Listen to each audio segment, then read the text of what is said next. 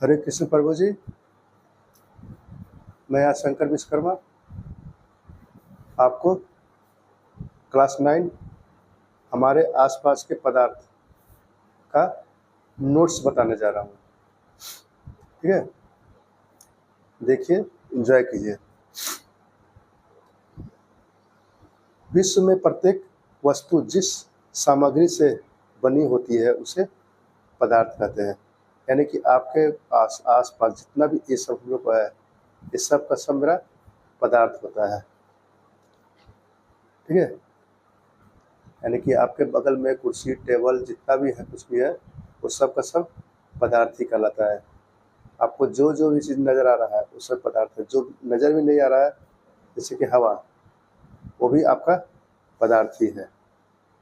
ठीक है, पानी लिक्विड में हम लोग को, तरल पदार्थ में हम लोग को वो भी मेरा पदार्थ ही कहलाता है।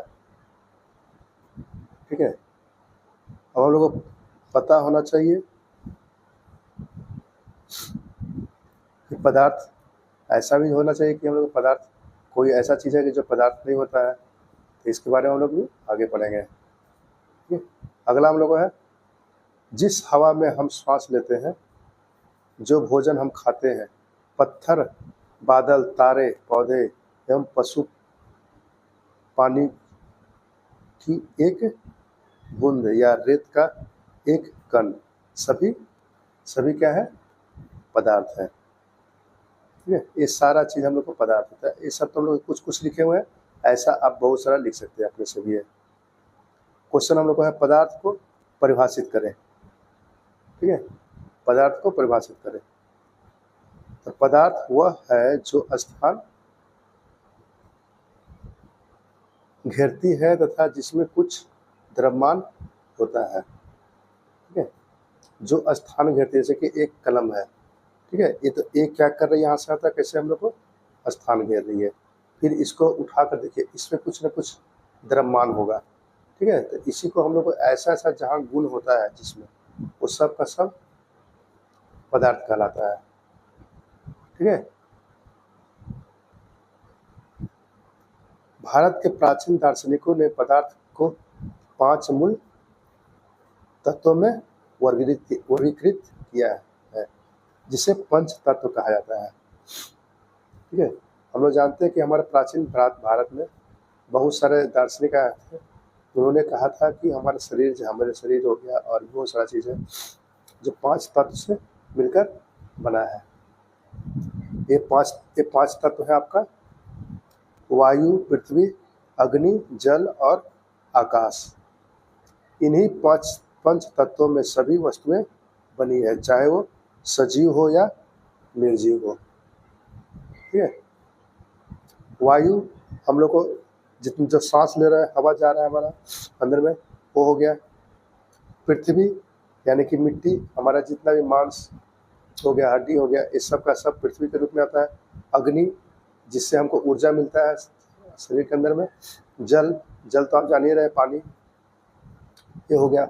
और हमारे शरीर में जितने भी छिद्र हैं, वो सब आकाश के रूप में हम लोग उसको जानते हैं। ठीक है, इन्हीं पंच तत्वों से सभी वस्तुएं बनी है, चाहे वो सजीव हो या निर्जीव हो। कोई भी चीज़ है, सब हम लोग को इसी चीज 5 तत्व से बना हुआ है। आधुनिक वैज्ञानिकों ने पदार्थ को भौतिक गुणधर्म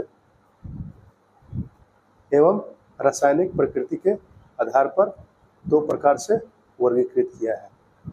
यानी कि हमारा अभी का जो साइंटिस्ट जो है, वैज्ञानिक जो है, वो पदार्थ को 2 रूप में हम लोग को बांट दिया है, भौतिक गुणधर्म और रासायनिक गुणधर्म के आधार पर।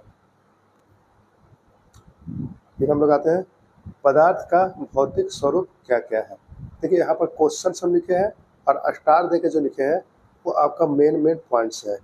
ठीक है, जो आपको ऑब्जेक्टिव के रूप में बहुत अच्छी तरह से बताएगा। तो अगला हम लोग को है, पदार्थ का भौतिक स्वरूप क्या क्या है। ये क्वेश्चन जो आपका पार्ट जो है, उसके अंदर से पूरा का पूरा लिखा हुआ है। ठीक है, ये आपको बहुत ज़्यादा मदद करेगा ऑब्जेक्टिव बनाने में या सब्जेक्टिव बनाने में। आजकल हम लोग जो परीक्षा में क्वेश्चंस आ रहे हैं वो हम लोग को किताब में दिए हुए अभ्यास से बहुत ही कम, और हम लोग को अंदर से ज़्यादा आता है क्वेश्चन से। ठीक है। पदार्थ का भौतिक स्वरूप निम्नलिखित है। पदार्थ का भौतिक स्वरूप निम्नलिखित हम लोग को होता है। सबसे पहला क्या है, पदार्थ कणों से मिलकर बना है। ठीक है। कोई भी पदार्थ जो है वो छोटे छोटे कण से हम लोग को मिलकर बना होता है। दूसरा हम लोग का पदार्थ के कण बहुत छोटे होते हैं। ये हम लोग को 2 गुण इसमें है। इसके बाद हम लोग पदार्थ के कणों के अभिलाक्षणिक गुण क्या है, यानी कि उसमें हम लोग अभिलाक्षणिक गुण क्या क्या है, ये हम लोग को पता होना चाहिए। पदार्थ के कणों के अभिलाक्षणिक गुण निम्नलिखित है। पहला हो गया, पदार्थ के कणों के बीच रिक्त स्थान होता है, बहुत सारा खाली जगह होता है। ठीक है। पदार्थ के बीच में जैसे पानी है, तो पानी में लोग चीनी घोलते हैं, पानी में चीनी घोलते हैं या नमक घोलते हैं, तो चीनी और पानी में कैसे घुल जाता है, क्योंकि पानी के अंदर बीच में हम लोग को पानी के जो कण होते हैं उसके बीच में बहुत सारा जगह होता है। ठीक है। जहाँ पर हम लोग को पानी का नमक का या चीनी का जो छोटा छोटा कण होता है वहाँ जाके हम लोग को ट्रैप हो जाता है, फंस जाता है। दूसरा हम लोग का हमारा पदार्थ के कण निरंतर गतिशील होते हैं। पदार्थ का कण जो होता है वो हमेशा गतिशील होता है, कभी रुकता नहीं है। आप पानी ले लीजिए, उसमें नमक डाल दीजिए, आप नमक को घोलिएगा भी नहीं ना तो भी आपका वो धीरे धीरे करके घुल जाएगा। इससे पता चलता हमको है कि हमेशा कोई पदार्थ गतिशील ही रहता है। ठीक है। तीसरा हम लोग का है, पदार्थ के कण एक दूसरे को आकर्षित करते हैं, यानी कि कोई भी चीज़ हम लोग को आकर्षित करता है, अपनी ओर खींचता है। अभी जैसे कि नमक और चीनी का पानी का हम लोग को घोल के बारे में बताया है। अब सोचिए कि हम लोग उसमें बालू डाल देते हैं, तो क्या बालू पानी में घुलेगा? नहीं घुलेगा। क्यों नहीं घुला? क्योंकि वो आकर्षित नहीं कर रहा है। लेकिन हम लोग को नमक जो है वो पानी में घुल कैसे गया? क्योंकि पानी जो था और नमक जो है दोनों में आकर्षण बल था, और दोनों आकर्षण बल के कारण ये वो एक दूसरे में घुल गया है। क्लियर है? चलिए आगे आते हैं हम लोग।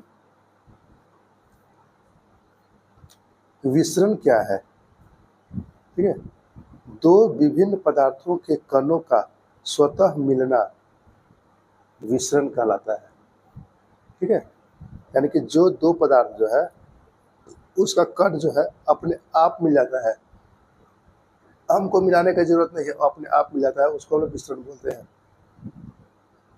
फिर यहाँ स्टार दिए है, पदार्थ के कणों के बीच एक बल कार्य करता है, यह बल कणों को एक साथ रखता है। इस आकर्षण बल का सामर्थ्य प्रत्येक पदार्थ में अलग अलग होता है।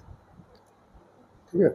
पदार्थ में क्या बोल रहा है कि पदार्थ के कणों के बीच एक बल कार्य करता है। हमेशा पदार्थ के कण में हमेशा एक दूसरे में काम करता है। हम लोग का जैसे कि ये मान लीजिए कलम है, तो कलम में हम लोग को इसका प्रत्येक कण जो है वो क्या कर रहा है, हम लोग को एक बल लगा रहा है, जिसके कारण ये एक ठोस रूप में हम लोग को नजर आ रहा है। एक कॉपी जो है इसका हर प्रत्येक कण जो है वो क्या कर रहा है, एक दूसरे को पकड़े हुए जोर से है, ताकि ये मेरा ठोस रूप में हमको नजर आ रहा है।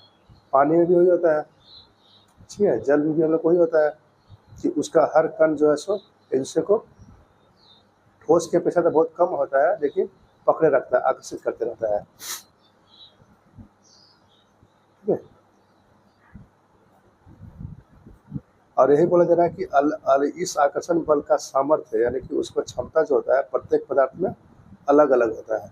कारण क्या है हम लोग का, पानी ले लीजिए, चाहे तेल ले लीजिए, चाहे और भी कोई भी चीज़ ले लीजिए, तो सब में आपका अलग अलग रहेगा ही। अब पाठ के हम लोग को अंदर का क्वेश्चंस का आंसर हम बताने जा रहे हैं। आंतरिक प्रश्न। ठीक है। आप किताब खोल के भी रख सकते हैं, देख सकते हैं कहाँ कहाँ पर था। निम्नलिखित में से कौन सा पदार्थ है?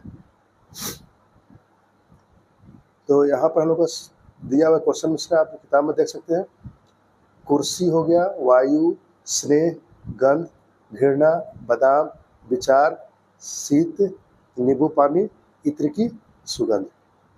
ठीक है, तो अभी देखिए आपके पास हमने बोला था कि पदार्थ क्या होता है, तो हमने देखे कि पदार्थ जो होता है जो स्थान घेरता है और जिसमें हम लोग को एक द्रव्यमान होता है। थोड़ी देर पहले बोले थे आपसे कि ऐसा भी तो चीज़ होता है जो पदार्थ नहीं है।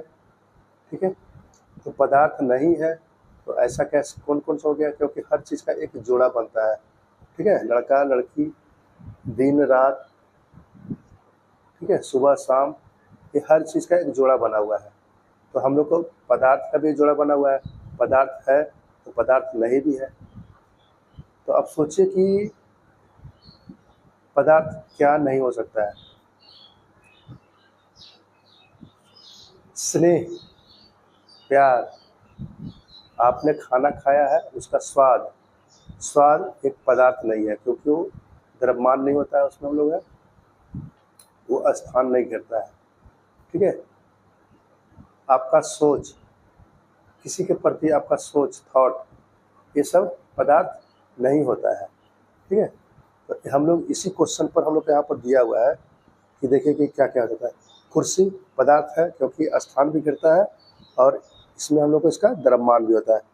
वायु, इसमें हम लोग का स्थान भी घेरता है और द्रव्यमान भी है। स्नेह यानी कि प्यार, ये हम लोग को न तो इसमें स्थान घेरता है और न तो द्रव्यमान होता है इसमें, इसलिए ये मेरा स्नेह जो है सो पदार्थ नहीं है। गंध भी नहीं है, घृणा ये भी नहीं है, यानी कि आपका सोच समझ, आपके प्रति फीलिंग किसी के प्रति जो होता है वो सब का सब पदार्थ नहीं होता है। बादाम पदार्थ है, विचार पदार्थ नहीं है। शीत, ठीक है, ये भी पदार्थ है क्योंकि पानी का एक बूंद होता है। नींबू पानी ये भी पदार्थ है। इत्र की गंध ये पदार्थ नहीं है। ठीक है, वही सब हम लिखे हैं पदार्थ है कौन कौन सा। कुर्सी हो गया, वायु हो गया, बादाम हो गया, शीत हो गया, नींबू पानी हो गया, ये सब आपका पदार्थ है। दूसरा क्वेश्चन हम लोग का, निम्नलिखित प्रेक्षण के कारण बताएं। गर्मा गर्म खाने की गंध कई मीटर दूर से ही आपके पास पहुंच जाती है, लेकिन ठंडे खाने की महक लेने के लिए आपको उसके पास जाना पड़ता है। ठीक है, तो ऐसा क्यों होता है? गरम गरम खाना आपकी माँ ने बना रही है तो आप दूसरे रूम में भी रहेंगे तो आपके पास उसका गंध चला जाएगा। ठीक है, लेकिन सोचिए कि बासी खाना, सुबह का खाना शाम में यदि आपको मिल जाए तो आपको क्या करेगा, उसको नाक लगा कर सूंघेगा या स्वाद लेकर देखिएगा कि वो खट्टा है कि खराब हुआ है कि नहीं हुआ है। तो ऐसा क्यों होता है? तो ऐसा हम लोग को इसलिए होता है, हम जानते हैं कि ताप मान बढ़ाने से कणों की गति तेज हो जाती है तथा कणों की गतिज ऊर्जा भी बढ़ जाती है। यही कारण है कि गरम खाने की महक दूर से ही हमारे तक पहुंच जाती है, लेकिन ठंडा नहीं। ठीक है, हम लोग को क्या होता है कि कोई भी चीज़ गर्म होता है ना तो उसमें क्या होता है कि उसमें गति आता है। आप देखिए कि पानी को गर्म कीजिए तो पानी में गति आता है, देखते हैं खोलने लगता है वह पानी और उससे भाप भी निकलने लगता है। ठीक है, भाप निकलने लगता है तो खोल लेते, तो हम लोग क्या होता है, जब गति आ जाएगा तो एक जगह से दूसरे जगह तक वो ऑटोमेटिक ही जाएगा ही। ठीक है, अगला हम लोग का तीसरा क्वेश्चन, स्विमिंग पूल में गोताखोर पानी काट जाता है, इससे पदार्थ का कौन सा गुण प्रेक्षित होता है? ठीक है, अब हम लोग को यहाँ बताना है कि स्विमिंग पूल में जो गोताखोर है, जो तैराक जो है, वो जब तैरता है ना, जब तैरता है तो क्या होता है, ऐसे से करता है। ठीक है, तो पानी को क्या कर रहा है, वो काट रहा है ना, काट के ही वो आगे बढ़ रहा है। तो वो हम लोग पानी को कैसे काट पा रहा है? पानी को काटने का मतलब है कि उसमें उसके में आकर्षण बल जो था कम होगा और उसमें बीच में रिक्त स्थान होगा, खाली जगह रहता है। इसी कारण से क्या होता है कि पानी को काट पाता है। तो पदार्थ के कणों के बीच रिक्त स्थान होता है, यही कारण है इसका है कि ये पानी को काट पाता है, क्योंकि पानी के बीच में रिक्त स्थान नहीं रहेगा ना, जैसे कि एक कलम है तो इसमें हम लोग रिक्त स्थान नहीं, इसको हम लोग काट नहीं सकते हैं हाथ से ऐसे करके ही, तो तोड़ना पड़ेगा हमको, ठीक है। और वहाँ पर हम क्या पानी को आराम से काट सकते हैं ऐसे से कर करके, क्योंकि पानी के बीच में कण के बीच में रिक्त स्थान होता है। पदार्थ के कणों की क्या विशेषताएं होती है, ठीक है। पदार्थ की अवस्थाएं कितनी होती है, 3 प्रकार की होती है, ठोस, द्रव तथा गैस, ठीक है।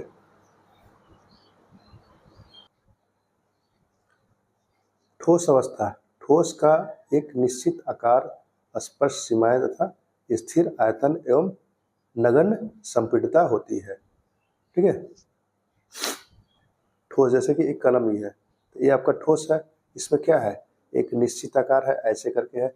एक कॉपी क्या है, हम लोग को एक निश्चित आकार है, ठीक है। तो इसमें हम लोग क्या होता है कि आकार होता है निश्चित, इसका स्पष्ट सीमाएं, यानी कि इसका सीमा देखिए कि यहाँ से लेकर ऐसे करके ये स्पष्ट सीमा इसका है, ठीक है, बाउंड्री लाइन है। स्थिर आयतन, इसका आयतन भी मेरा स्थिर ही है। नगण्य संपीड़ितता, यानी कि इसको हम लोग को ऐसे दबा कर हम लोग को संपीड़ित नहीं कर सकते, इसको हम लोग दबा नहीं सकते हैं, बहुत ज़्यादा दबाएंगे तो टूट जाएगा ये। तो हम लोग लगभग यही होता है यहाँ पर, नगण्य मतलब न के बराबर। बाह्य बल लगाने पर ठोस अपने आकार को बनाए रखते हैं, यानी कि हम लोग इसको बल लगाएंगे तो भी मेरा ये क्या कलम है सो अपना आकार बनाए हुए रखेगा, लेकिन बल लगाने पर ठोस टूट सकते हैं लेकिन इनका आकार नहीं बदल सकता। इसको हम लोग बल बहुत ज़्यादा लगा देंगे तो ये टूट जाएगा, लेकिन ये अपना आकार नहीं बदलेगा, ठीक है। इसलिए ये दृढ़ होते हैं, ठीक है, इसलिए ये दृढ़ होते हैं। रबर बैंड को क्या माना जाएगा, क्या खींचकर इसका आकार बदला जा सकता है, क्या ये ठोस है, आंसर में ये ठोस है, क्योंकि बाह्य बल लगाए जाने पर रबर बैंड का आकार बदलता है और बल हटा लेने पर यह पुनः अपने मूल आकार में आ जाता है। जैसे कि रबर है, रबर को दबा के रखिए, दब सिकुड़ जाएगा, लेकिन फिर उसको छोड़िए फिर अपने जगह पर चला आएगा। कोई भी रबर को खींच दीजिए, उसको छोड़ दीजिए, अपने जगह पर चला आएगा। तो इसलिए ये हम लोग को अपने स्थान पर चला रहा है, इसलिए ये ठोस ही है। अत्यधिक बल लगाने पर यह टूट जाता है। क्वेश्चन, विभिन्न आकार के बर्तनों में रखने पर चीनी और नमक उन्हीं बर्तनों के आकार ले लेते हैं, क्या ये ठोस है। हम लोग जानते हैं कि कोई भी चीज़ जब हम लोग को आकार ले लेता है तो हम लोग को द्रव कहलाता है। तो हम लोग को यहाँ पर देख रहे हैं कि चीनी और नमक को भी किसी बर्तन में रखेंगे तो भी क्या करता है कि उस बर्तन का ही आकार ले लेता है। तो ये भी हम लोग को, हालांकि ये हम लोग को द्रव के रूप में कहते हैं, तरल पदार्थ के रूप में कहते हैं इसको, लेकिन ये बोला कि क्या ये ठोस है, तो देखिए हाँ यह ठोस है, क्योंकि चाहे हम चीनी या नमक को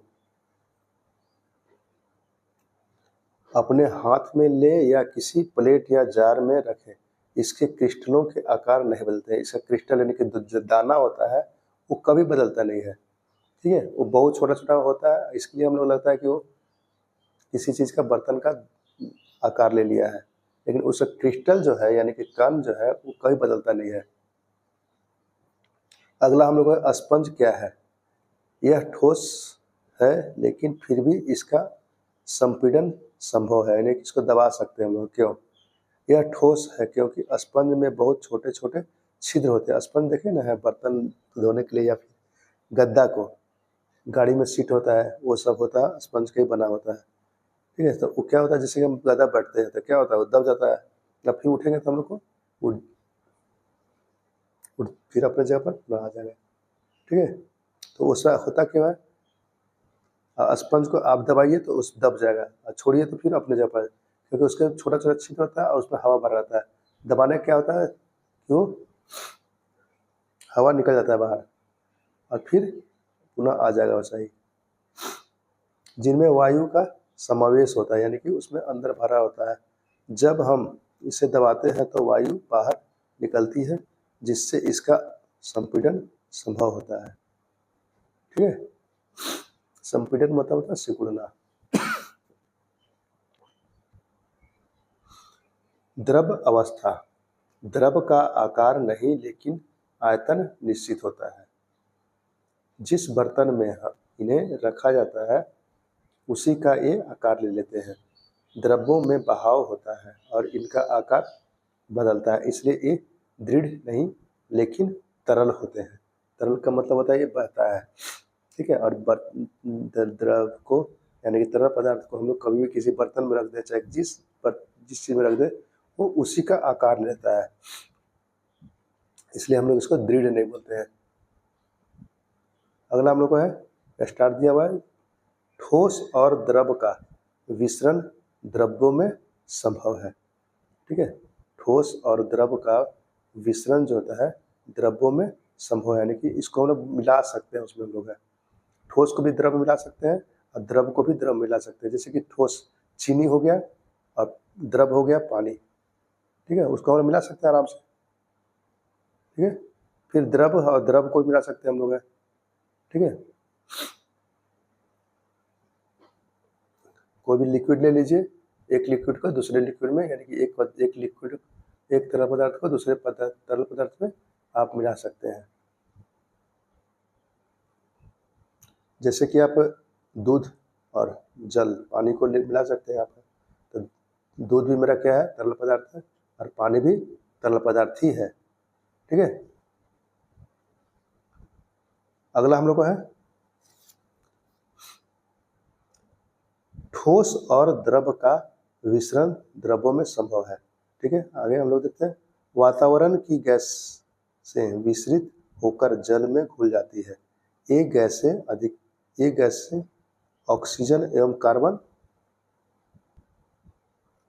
डाइऑक्साइड जलीय जंतुओं तथा पौधों के लिए अनिवार्य होता है। ठीक है, हम लोग बहुत सारा वायु में हम लोग को बहुत सारा गैसें मिला हुआ रहता है। ऑक्सीजन हम लोग सभी जीव जंतुओं के लिए जरूरत है। कार्बन डाइऑक्साइड सभी पेड़ पौधा के लिए जरूरत है।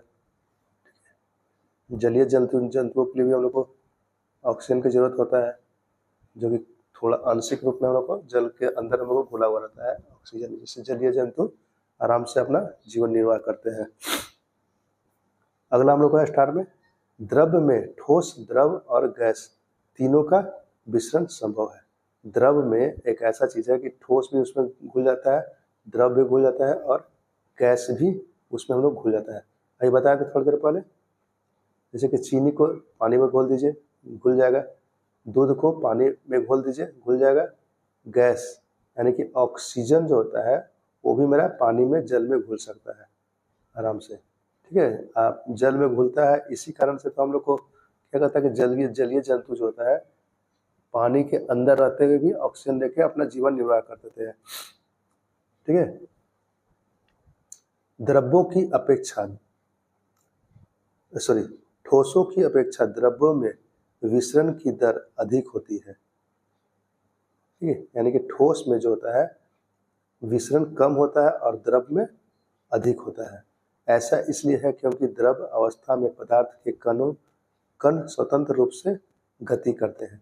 द्रव में जो ठोस में जो कण होता है वो हम लोग को स्वतंत्र रूप से चलता फिरता नहीं है, यानी गति नहीं करता है, लेकिन हम लोग को द्रव का जो कण जो है वो आराम से स्वतंत्र रूप से गति करता है। इसी कारण हम लोग को वो आगे बढ़ता है और उसमें हम लोग को कुछ विसरण हो सकता है।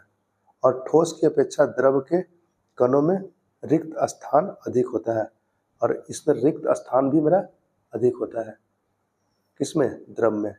ठोस में तो हम लोग को होता ही नहीं है, बहुत कम होता है, इसलिए हम लोग को उसमें घुल नहीं पाता है कोई भी चीज। इसके बाद हम आते हैं गैस अवस्था। गैस अवस्था क्या है? गैसीय अवस्था में कणों की गति अनियमित और अत्यधिक तीव्र होती है। इस अनियमित गति के कारण एक कण आपस में एवं बर्तन की दीवारों से टकराते हैं। बर्तन की दीवार पर गैस कणों द्वारा प्रति इकाई क्षेत्र पर लगे बल के कारण गैस का दबाव बनता है।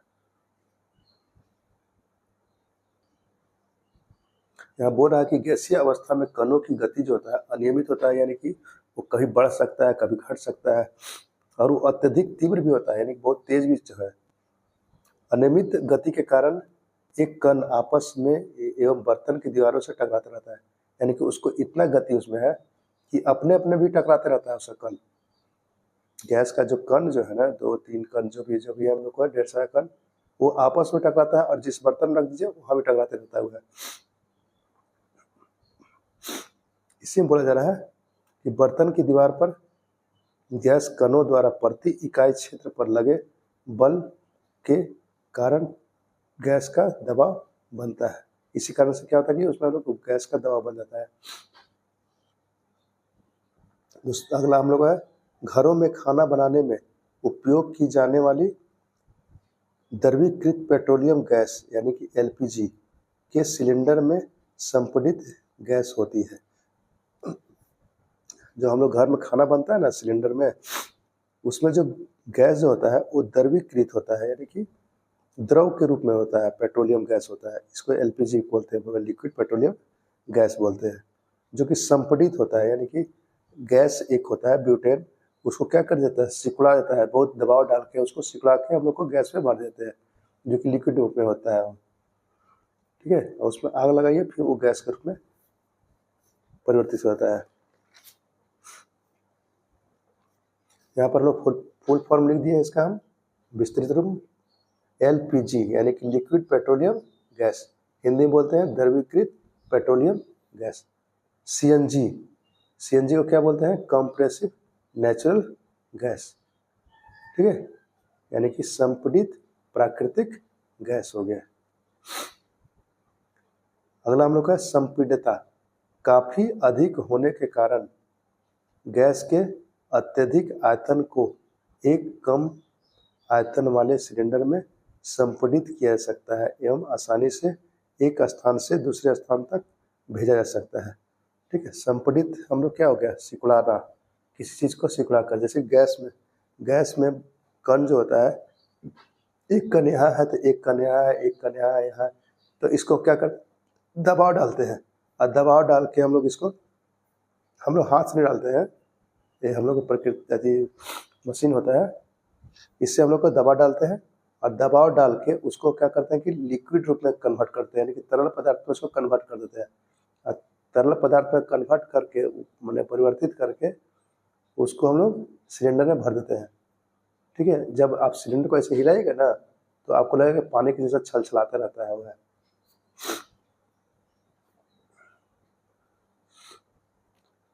ठीक है, अगला हम लोग क्वेश्चन है, हमारी नाक तक पहुंचने वाली गंध बिना रसोई में प्रवेश किए हम जान जाते हैं कि क्या पकाया जा रहा है। एक गंध हम तक कैसे पहुंचती है, इसका हम लोग अभी आंसर देख चुके हैं थोड़ा देर पहले। ठीक है, क्योंकि हम जानते हैं कि कोई भी चीज़ को गर्म करते हैं तो उसका कण में क्या होता है कि गति आता है, यही था हम लोग का।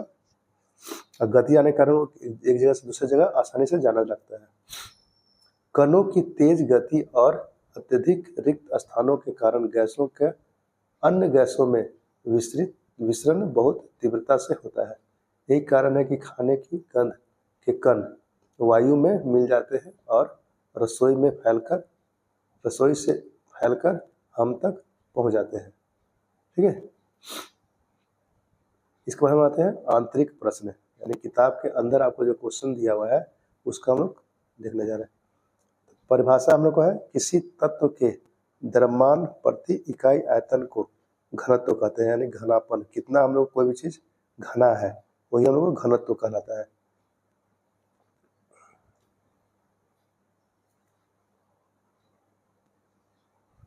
घनत्व बराबर होता है द्रव्यमान बटा आयतन। बढ़ते हुए घनत्व के क्रम में निम्नलिखित को व्यवस्थित करें, वायु, चिमनी का धुआं, शहद, जल, चौक, रुई और लोहा। ठीक है, सबसे कम घनत्व वाला है, सबसे माने कि घनापन जो होता है सबसे कम किस में है, वायु में है। उसके बाद चिमनी का धुआं, ठीक है, उससे ज़्यादा हम लोग गहरा होता है।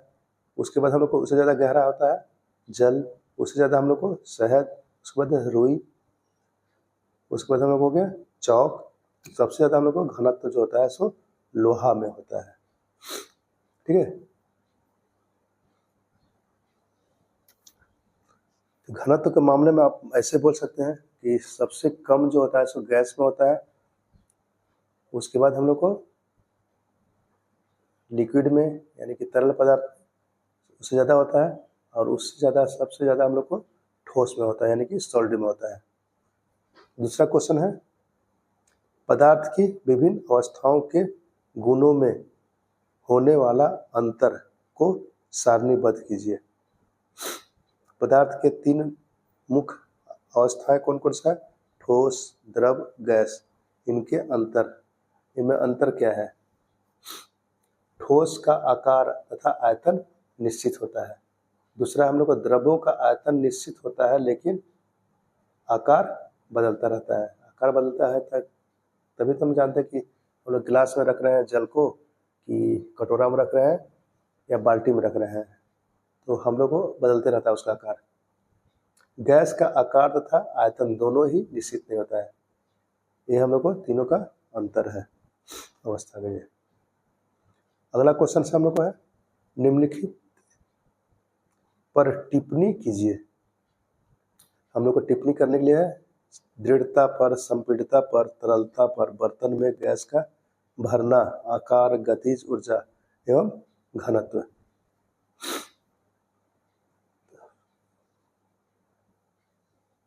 दृढ़ता क्या है इसको देख लेते हैं। दृढ़ता किसी पदार्थ का वह गुण है जो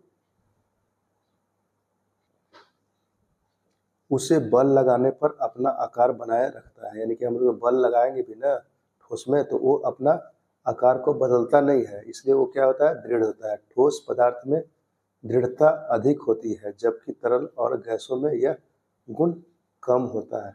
गैस में तो एकदम न के बराबर ही होता है। संपीड़ितता यानी कि जिसको सिकुड़ा सकते हैं हम लोग है। संपीड़ितता किसी पदार्थ का वह गुण है जिसके कारण उसे दबाव डालकर संकुचित किया जाता है, सिकुड़ा सकते हैं। गैसों में संपीड़ितता सबसे अधिक होती है, उसके बाद तरल तथा ठोस पदार्थ होता है। यानी कि संपीड़न जो होता है, संपीड़ितता जो होता है ठोस में सबसे कम होता है और सबसे अधिक हम लोग को गैस में होता है। गैस में होता है इसीलिए क्या करते हैं कि सिलेंडर में जो गैस भरते हैं हम लोग है, वो हम लोग को गैस ही होता है और उसको संपीड़ित पूरा कर सकते हैं। और संपीड़ित जब करते हैं ना, सिकुड़ाते जो है, तो क्या होता है वो मेरा द्रव चेंज होता है, तरल पदार्थ चेंज होता है।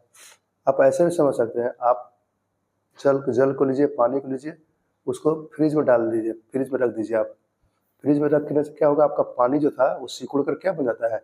बर्फ। ठीक है, और उसी पानी को यदि आप गर्म कर देते हैं तो जब गर्म करते हैं तो क्या बन जाता है? आपको फैल जाता है, और फैल जाता है तो क्या हो गया? वो गैस बन गया।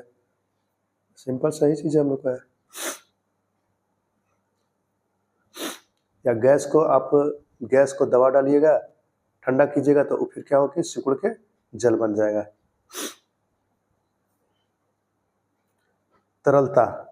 तरलता वह गुण है जो किसी पदार्थ को आसानी से बहने की अनुमति देता है। द्रव और गैसें तरलता प्रदर्शित करती है जबकि ठोस पदार्थ नहीं करते हैं। ठीक है, द्रव और गैस जो होता है वो तरलता को प्रदर्शित करता है, यानी कि इसको मतलब बह सकता है यह, और हम लोग ठोस बहता नहीं है कहीं भी। बर्तन में गैस का भरना, हम लोग चौथा था, गैस किसी भी बर्तन में आसानी से भर जाती है क्योंकि उनके कणों के बीच बहुत अधिक स्थान होता है और वे स्वतंत्र रूप से घूम सकते हैं।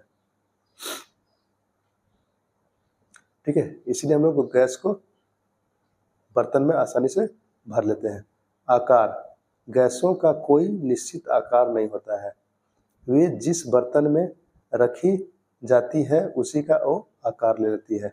ठीक है, जैसे गैसों का कोई भी निश्चित आकार नहीं होता है, उसको जिस बर्तन में रख दीजिए वो उसी तरह से उसी का आकार ले लेगा वो। ठीक है, ये आपको हम नोट्स तैयार करा रहे हैं, अच्छी तरह से आप पढ़िए, पहले समझ लीजिए, उसके बाद धीरे धीरे करके उसको उतारिएगा आप नोट्स कॉपी में। गतिज ऊर्जा।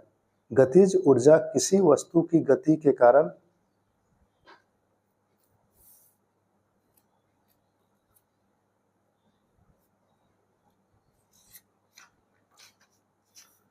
होने वाली ऊर्जा है।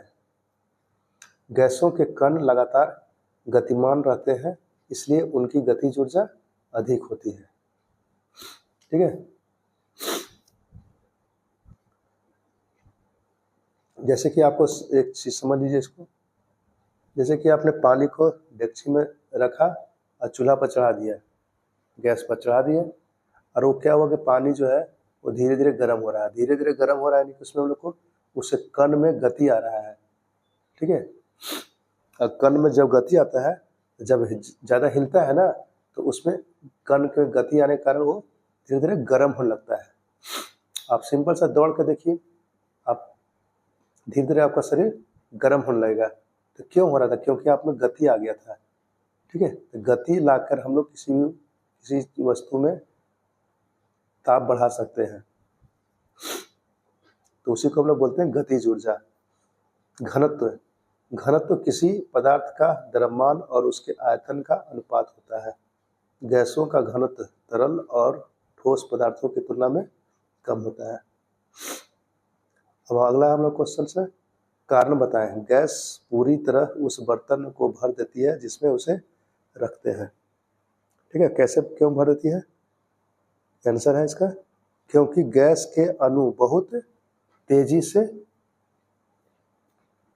और अनियमित रूप से गति करते हैं, यानी कि अपने मनमर्जी से वो जिधर मर्जी जाते रहता है, आते रहता है, और उनके बीच का स्थान बहुत अधिक होता है। इसलिए वे बर्तन के हर स्थान को भरने के लिए फैल जाती है। जिस बर्तन में गैस को रखे वो हर पार्ट्स पर तुम्हारा आपका चला जाएगा वहाँ तक। अगला क्वेश्चन से, गैस बर्तन की दीवारों पर दबाव डालती है, क्यों? इसका कारण यह है कि गैस के अणु बहुत तेजी से और अनियमित रूप से गति करते हैं और बर्तन की दीवारों से टकराते हैं, जिससे दबाव पड़ता है। ठीक है,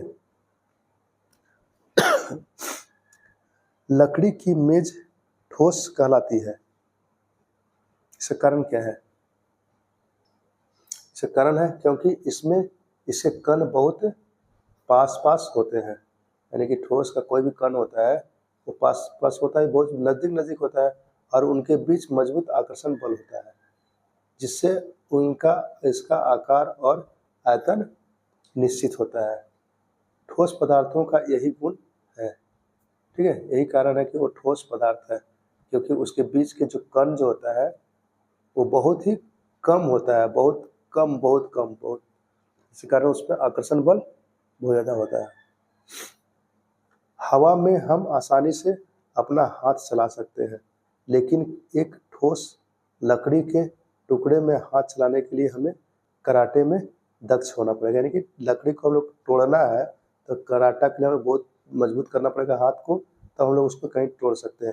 लेकिन पानी में हम लोग आराम से हाथ को ऐसे से चला सकते हैं। क्यों ऐसा होता है? तो पानी में हम लोग पानी में या हवा में चलाते हाथ हम लोग कैसे है? क्योंकि इसके कणों के बीच में बहुत सारा रिक्त स्थान होता है, खाली जगह होता है। हवा में हाथ चलाना आसान होता है क्योंकि हवा के कणों के बीच कम आकर्षण बल होता है और वे आसानी से अलग हो जाते हैं।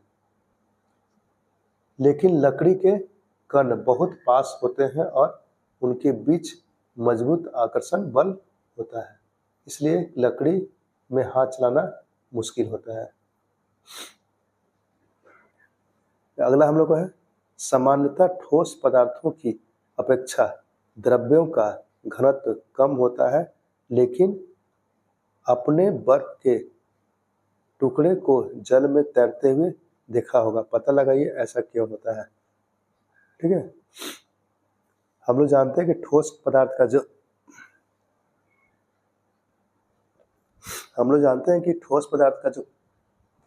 होता है उसका घनत्व जो होता है सो तरल से ज़्यादा होता है, लेकिन हम लोग को एक जगह विपरीत हो रहा है, उल्टा हो जा रहा है।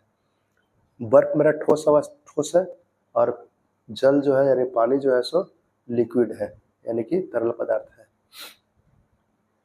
अब आप बर्फ को क्या करिए कि पानी में डाल दीजिए, वो पानी में डूबेगा नहीं बल्कि हम लोग को तैरेगा। हो गया विपरीत ना। इसका कारण क्या है? आप बर्फ लीजिए कहीं से, आपके घर में यदि फ्रिज है तो उसमें बर्फ जमाइए, ठीक है। आप बर्फ को जमा कर उसको फोड़ कर देखिएगा, तोड़ कर देखिएगा, उसके अंदर आपको छोटा छोटा कहीं ना कहीं छिद्र आपको नजर आएगा, ठीक है। तो वो छिद्र ही क्या होता है कि बर्फ के घनत्व को कम करता है, क्योंकि उसमें हवा भर जाता है, और हवा भरने के कारण क्या होता है, घनत्व कम हो जाता है, और कम होने की वजह से वो पानी के ऊपर तैरता है। बर्फ के कणों के बीच बहुत सारे रिक्त स्थान होता है, जो जल के कणों के बीच के रिक्त स्थान से भी बड़े होते हैं, जिसमें बर्फ का आयतन जल के आयतन से ज़्यादा होता है, और इस कारण बर्फ का घनत्व जल से कम हो जाता है और बर्फ जल में तैरता है, ठीक है। सिंपल सा चीज़ हम लोग को है कि कोई किसी चीज़ का यदि घनत्व जल से कम हो गया तो वो जल में तैरेगा, यदि जल से ज़्यादा हम लोग को घनत्व हो गया तो जल में डूब जाएगा, और जब दोनों का दोनों बराबर रहेगा घनत्व, ठीक है, तो वो बीच में ये लटका हुआ रहेगा। ये हम लोग आर्किमिडीज का सिद्धांत जब पढ़ेंगे तो इसके बारे में हम लोग और डिटेल से पढ़ेंगे, विस्तृत रूप से पढ़ेंगे हम लोग। अगला हम लोग क्वेश्चन है, क्या पदार्थ अपनी अवस्था को बदल सकता है? हाँ, ठोस तरल में तथा तरल ठोस में या गैस में बदल सकता है, ठीक है। हम लोग देख चुके हैं बहुत सारा।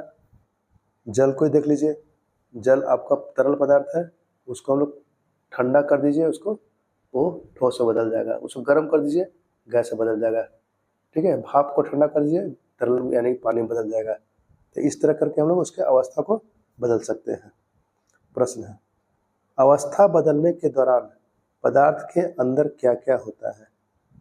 ठीक है, पदार्थ यानी ठोस के अंदर क्या क्या होता है? अवस्था में के परिवर्तन से पदार्थ के कणों पर क्या प्रभाव पड़ता है? ये सब आपका किताब के जो चैप्टर है उसके अंदर से बीच से हम लोग क्वेश्चन को उठा के हम ये आपको बता रहे हैं। आप किताब को खोल के देख सकते हैं, ये सब आपको किताब के अंदर भी मिल जाएगा। आप चाहे तो खुद से किताब पढ़िए और खुद से लिखने की कोशिश कीजिए, ठीक है। उत्तर में हम लोग है, ठोस के तापमान को बढ़ाने पर उसके कणों की गतिज ऊर्जा बढ़ जाती है। गतिज ऊर्जा में वृद्धि होने के कारण कण अधिक तेजी से कंपन करने लगता है, जिससे कणों के बीच आकर्षण बल कम हो जाता है और वे अपने नियत स्थान को छोड़कर गति करने लगते हैं। एक अवस्था ऐसी आती है जब ठोस पिघलकर द्रव में परिवर्तित होता है, ठीक है। यहाँ पे क्या थोड़ा देर पहले बताए थे आपको हम कि जब पानी को हम लोग गर्म करते हैं तो उसमें क्या होता है कि कंपन आने लगता है। कंपन होने के कारण क्या होता है कि उसमें एक कणों के बीच में हम लोग को टकराव होता है। टकराव से होता है कि उसको ताप आ जाता है, ताप यानी कि गर्म होने लगता है, और धीरे धीरे इतना ज़्यादा कंपन होता है कि वो हो सके तो गैस में बदल जाता है, जो भाप को जिसको हम लोग बोलते हैं। गलनांक क्या है? जिस न्यूनतम ताप पर ठोस पिघलकर द्रव बन जाता है वह उसका गलनांक कहलाता है, ठीक है। ठोस पिघलकर हम लोग को द्रव बन जाता है तो हम लोग को गलनांक कहलाता है, यानी कि गलने की क्षमता हो गया।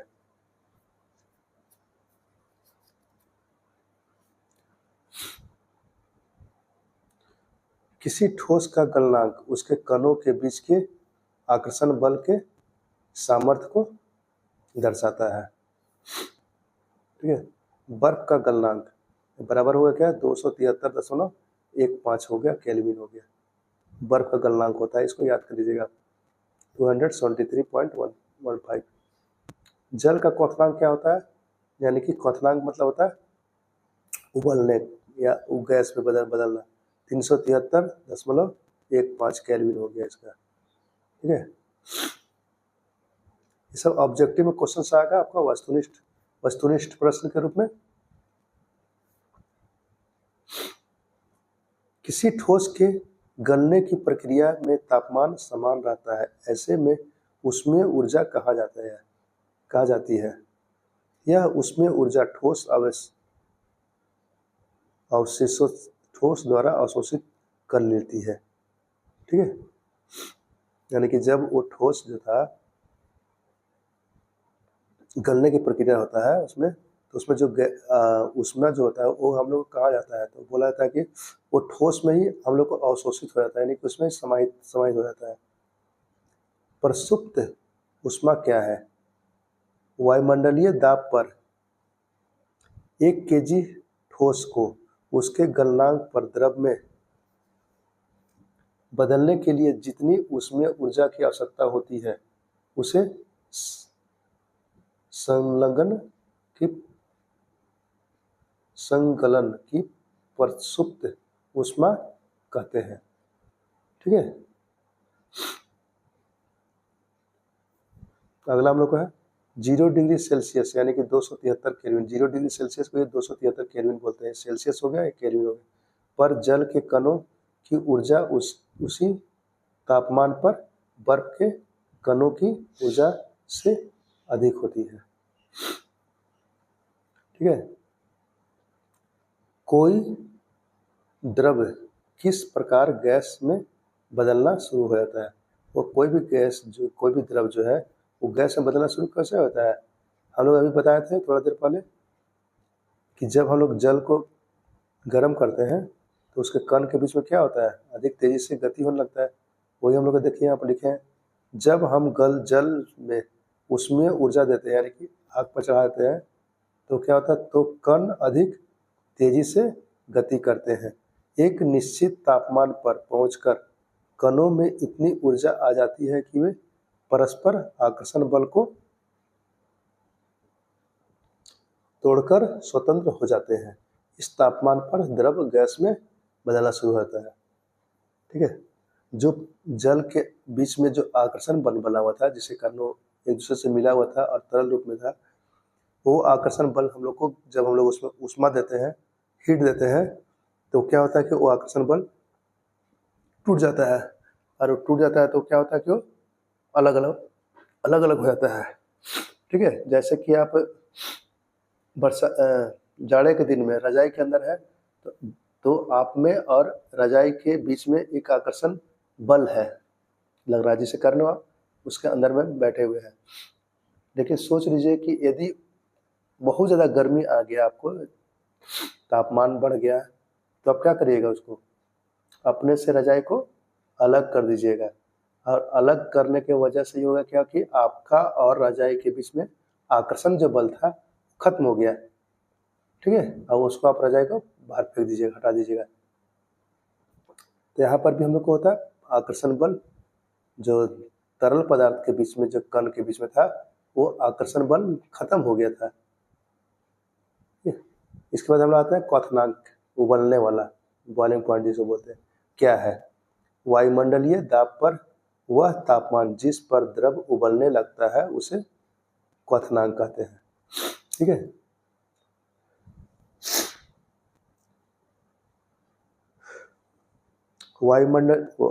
वाष्पीकरण की गुप्त ऊष्मा यानी कि प्रसुप्त ऊष्मा क्या है। वायुमंडलीय दाब पर 1 kg द्रव को उसके वाष्पीकरण पर वाष्प में बदलने के लिए जितनी उसमें ऊर्जा की आवश्यकता होती है उसे वाष्पीकरण की गुप्त ऊष्मा कहते हैं। यानी कि किसी 1 kg द्रव को हम लोग को क्या करना है कि भाप में बदलना है, वाष्प में बदलना है। तो जितना ऊर्जा हमको चाहिए वही उसका वाष्पीकरण का गुप्त ऊष्मा कहलाता है। अगला हम लोग को है ऊर्ध्वपातन। ऊर्ध्वपातन क्या है? द्रव अवस्था में परिवर्तन हुए बिना ठोस अवस्था में से सीधे गैस में बदलने की प्रक्रिया को ऊर्ध्वपातन कहते हैं। ठीक है, कोई भी ठोस जो है वो पहले क्या होता है? द्रव में बदलता है, उसके बाद हम लोग गैस में बदलता है। लेकिन हम लोग को ऐसा अवस्था जो है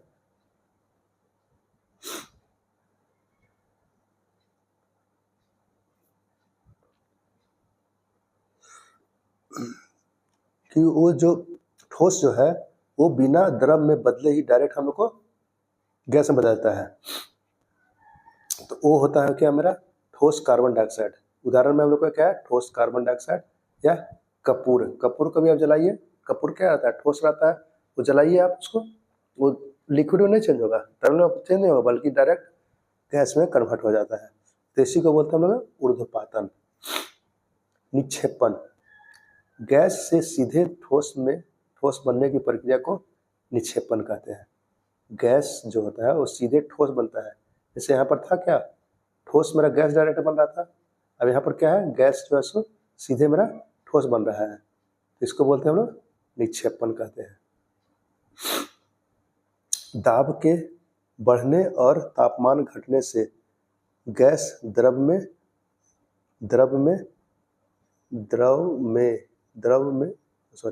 बदल जाती है। एक ही चीज को दो बार लिख देते हैं, बदल जाती है। ठीक है, दाब के बढ़ने और तापमान घटने से गैस द्रव में बदल सकती है। ये हम लोग का स्टार्ट दिया हुआ है, ये आपको ऑब्जेक्टिव में क्वेश्चन आ सकता है कि दाब के बढ़ने और तापमान घटने से गैस में क्या परिवर्तन होता है। ठीक है, इस टाइप का।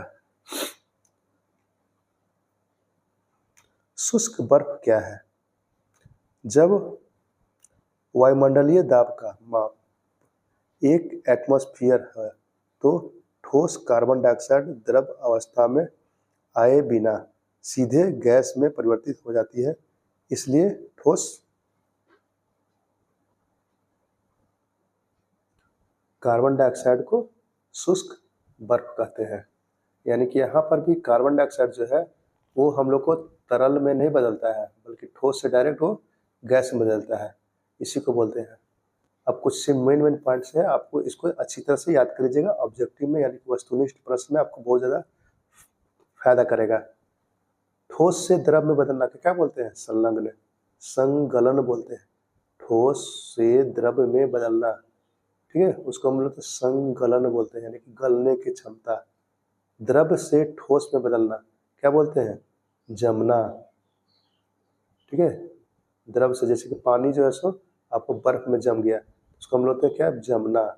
द्रव से गैस में बदलना, ठीक है, पानी आपका गैस में बदल गया, भाप में बदल गया, उसको क्या बोलते हैं? वाष्पीकरण। गैस से द्रव में बदलना, संघनन। संघनन मतलब सिकुड़ जाना। ठीक है, जैसे कि गैस था आपका, वो पानी में बदल गया था ना, तो कैसे बदला था? गैस आपको सिकुड़ गया, और सिकुड़ गया तो संघनन हो गया, संगठित हो गया। गैस से ठोस में बदलना, ऊर्ध्वपातन। अभी कुछ ऊपर हम देखे, हम लोग थे ऊर्ध्वपातन के लिए। ठीक है, डायरेक्ट हम लोग गैस से ठोस में बदल जाता है। ठोस से गैस में बदलना, ये होता है निक्षेपण।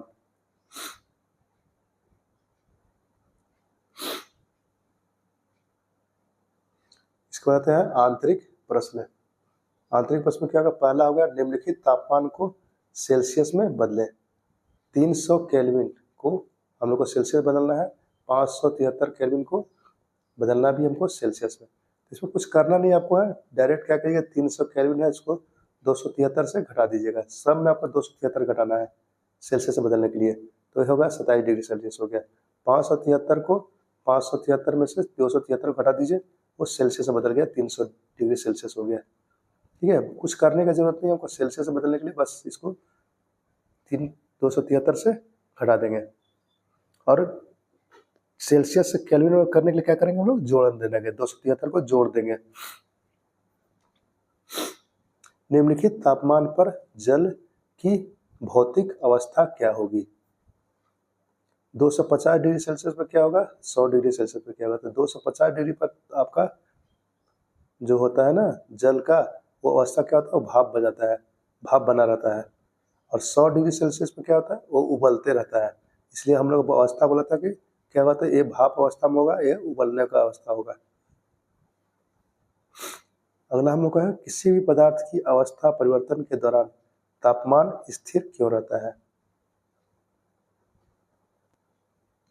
यहाँ आपको है आंसर, पदार्थ की अवस्था परिवर्तन के दौरान की दी गई गुप्त ऊष्मा पदार्थ के कणों के बीच आणविक बंधों को तोड़ने में खर्च होती है। यानी कि उसका बंध जो होता है, जिसे कारण वो बंधा हुआ था एक दूसरे से, उसको तोड़ने में ही खर्च होता है। इसलिए हम लोग का तापमान बढ़ता नहीं है।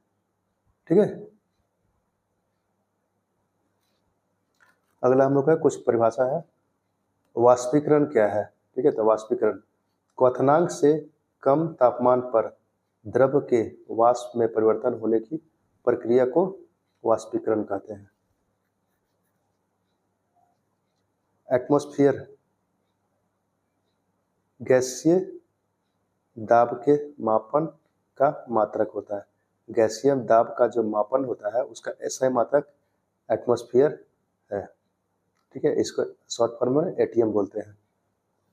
दाब का एसआई मात्रक होता है पास्कल, यानी कि पीए, पास्कल लिखा हुआ है। 1 एटीएम बराबर, ये सब याद करना है आपको, ऑब्जेक्टिव में क्वेश्चन आएगा ऑस्ट्रोनिस्ट में। 1.01 इंटू 10⁵ पास्कल, ये होता है आपका इसका वैल्यू। किताब में है, आप देख ले सकते हैं। किताब को रीडिंग जरूर कीजिए, बहुत अच्छी तरह से समझ में आएगा। वायुमंडल में वायु का दाब वायुमंडलीय दाब कहलाता है। ये वायुमंडलीय दाब क्या है, इसका परिभाषा हो गया। हम वायुमंडल में वायु का दाब वायुमंडलीय दाब कहलाता है। समुद्र की सतह पर वायुमंडलीय दाब 1 एटमॉस्फेयर होता है। ठीक है, हम लोग को क्वेश्चन पूछेगा परीक्षा में कि समुद्र की सतह पर वायुमंडलीय दाब क्या होता है, कितना होता है, तो 1 एटमॉस्फेयर ही होता है। ठीक है,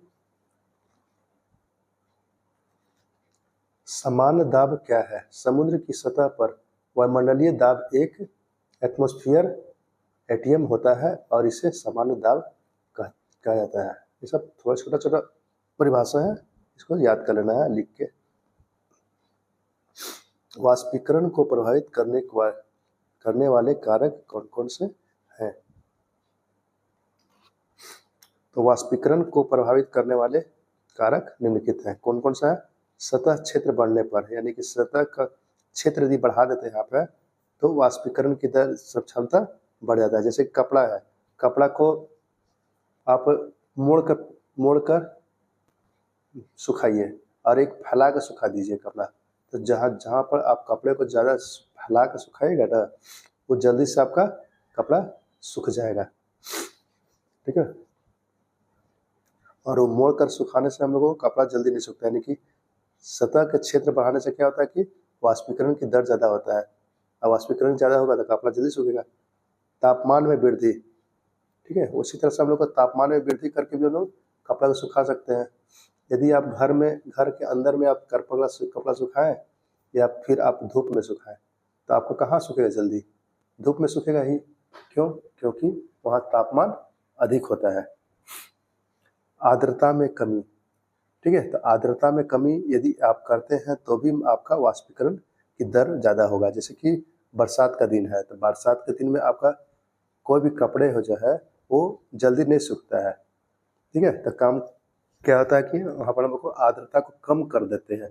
ठीक है, तो आर्द्रता कम कैसे करेंगे, हम लोग गर्मी को लाएंगे। गर्मी कैसे लाएंगे, या तो हीटर को जला देंगे, चाहे ये सब करके हम लोग को जलाकर हम लोग को आर्द्रता को कम कर सकते हैं। वायु की गति में वृद्धि, ठीक है, वायु की गति में वृद्धि करके भी हम लोग वाष्पीकरण को बढ़ा सकते हैं। कैसे, जैसे कि आपका मान लीजिए कि कपड़ा सूख नहीं रहा है, तो आप क्या करिए, पंखा चला दीजिए तेजी से, आपको देखिएगा वहाँ पर जल्दी से वाष्पीकरण होना शुरू हो जाएगा। तो वही हम लोग बोल रहे हैं, वायु की गति में वृद्धि कर देंगे तो हम लोग को वाष्पीकरण के भी जल्दी हो जाएगा, गति बढ़ा सकते हैं हम लोग। वाष्पीकरण के कारण शीतलता कैसे होती है। ठीक है, तो वाष्पीकरण के कारण हम शीतलता कैसे होता है। जैसे कि आप पेट्रोल को हाथ पर रख लीजिए, माचिस मत लगेगा खाली। ठीक है, पेट्रोल को हाथ पर रखिए, देखिए बहुत ठंडा महसूस होगा। या थीनर, जो कि नेल पॉलिश रिमूवर बोलते हैं, एसीटोन, ठीक है, उसको भी हाथ पर रखिए, आपका हाथ जो है हथेली जो है ठंडा लगेगा। खुले हुए बर्तन में रखे द्रव में निरंतर वाष्पीकरण होता रहता है। वाष्पीकरण के दौरान कम हुई ऊर्जा को पुनः प्राप्त करने के लिए द्रव के कण अपने आसपास से ऊर्जा अवशोषित कर लेते हैं। इस तरह आसपास से ऊर्जा के अवशोषित होने के कारण शीतलता हो जाती है। ठीक है, वही अभी जो आपको बताया पेट्रोल का, एसीटोन का, तो वहाँ पर क्या होता है, हाथ पर जब रखते हैं ना तो उड़ने लगता है। वो है, अब उड़ने लगता है तो उसको अगल बगल से जो भी हम लोग को वायुमंडलीय जो ऊष्मा है उसको प्राप्त कर लेता है, और वो क्या करता है कि वहाँ पर शीतलता ला देता है हाथ पर। ठीक है, और इस तरह से हम लोग को शीतल रहता है, ठंडा होता है। गर्मियों में हमें सूती कपड़े क्यों पहनने चाहिए। वाष्पीकरण के दौरान द्रव की सतह के कण हमारे शरीर या आसपास से ऊर्जा प्राप्त करके वाष्प में बदल जाते हैं। वाष्पीकरण की प्रसुप्त ऊष्मा के बराबर उसमें ऊर्जा हमारे शरीर से अवशोषित हो जाती है, जिससे शरीर शीतल हो जाता है। ठीक है, सूती कपड़ों में जल का अवशोषण अधिक होता है, इसलिए हमारा पसीना इससे अवशोषित होकर वायुमंडल में आसानी से वाष्पीकृत हो जाता है। इसीलिए हम लोग को गर्मियों के दिन में सूती कपड़े पहनने चाहिए। बर्फीले जल से भरे गिलास की बाहरी सतह पर जल की बूंदें क्यों भर नजर आती है। आप भी घर में कर लीजिएगा, गिलास में बर्फ भर लीजिएगा, देखिएगा उसके थोड़ा देर के बाद उसमें ऊपर गिलास के ऊपर में बूंद आने लगेगा। इसमें क्या होता है, वायु में उपस्थित जलवाष्प की ऊर्जा ठंडे पानी के संपर्क में आकर कम हो जाती है और यह द्रव अवस्था में बदल जाती है, जो हमें जल की बूंदों के रूप में नजर आता है। ठीक है,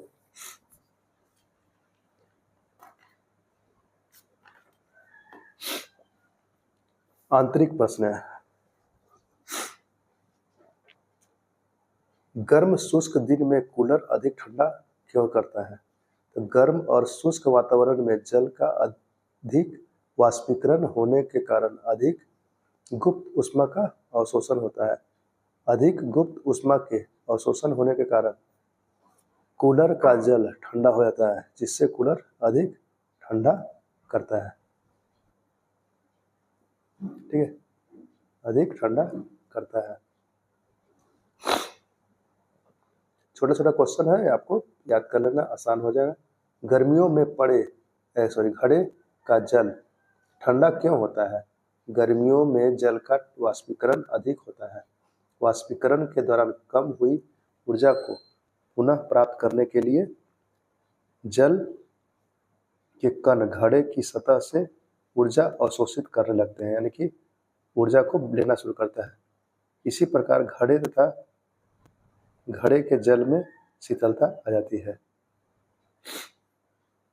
ठीक है, एसीटोन या पेट्रोल या इत्र डालने पर हमारी हथेली ठंडी क्यों हो जाती है।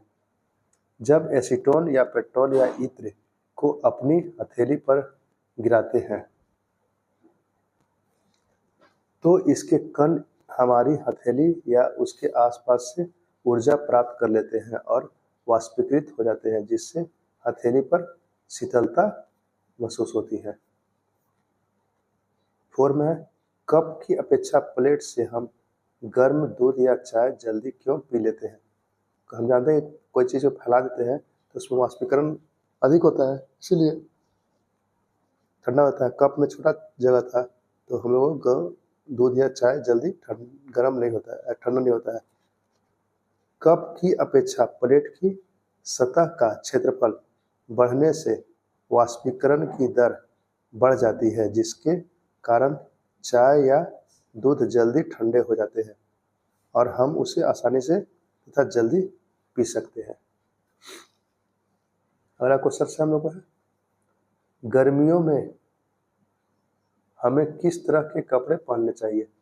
तो सूती कपड़ों में जल का अवशोषण यानी कि खिंचाव जो होता है वो अधिक होता है, इसलिए हमारा पसीना इसमें अवशोषित होकर वायुमंडल में आसानी से वाष्पीकृत हो जाता है और इसे शीतलता प्रदान करता है। ठीक है, इस तरह से ये नोट्स आपका पूरा का पूरा कंप्लीट होता है फर्स्ट चैप्टर के लिए 9th क्लास का हिंदी मीडियम में। ठीक है, ठीक है, तो हम लोग अगले वीडियो में मिलते हैं